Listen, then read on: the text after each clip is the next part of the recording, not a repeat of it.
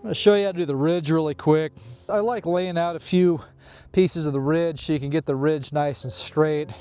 It's really hard where these transitions are because the butt joint and also where you double it up, where you lap joint over the ridge, it's a little higher. It makes it a little harder to deal with on these transitions. So what you need to do is take some tin snips, a hammer and a flathead screwdriver and just kind of notch it out so it can lay flush. The trim, the ridge cap can lay flush. I like to put maybe a 1 or 2 inch lap joint in the ridge trim itself. I'm going to clip this, clip the male part of the butt joint, both sides here. I'll just notch it down, just bend it over. That way it's out of the way of the ridge cap.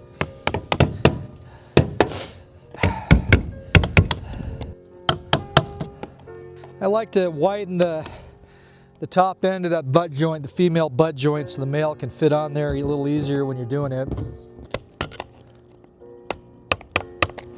I like to put screws on either side, kind of pushes that down.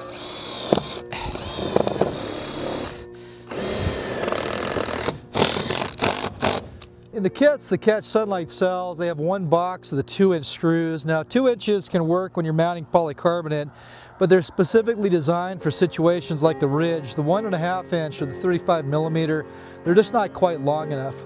These actually make it very convenient to do this job.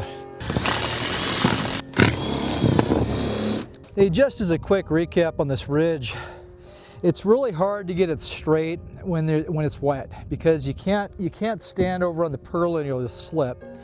So that's why there's a little bit of serpentine on this ridge, that and the normal irregularities and imperfections of the hoop bending. You're going to see a little bit, but I think this is good enough. And the reason I say that is, honestly, from the side, it looks perfect. And nobody's ever going to be up and be able to see it. So don't kill yourself making the ridge straight. But a couple really important lessons learned. Don't be consistent in the way you put up your polycarbonate. So do one side first and do the other side next. Because if you don't, what'll happen is you'll put one side up and maybe you'll think, you'll be tempted, oh, let's put this one other up. And what ends up happening is then it looks really bad because the way it overlaps.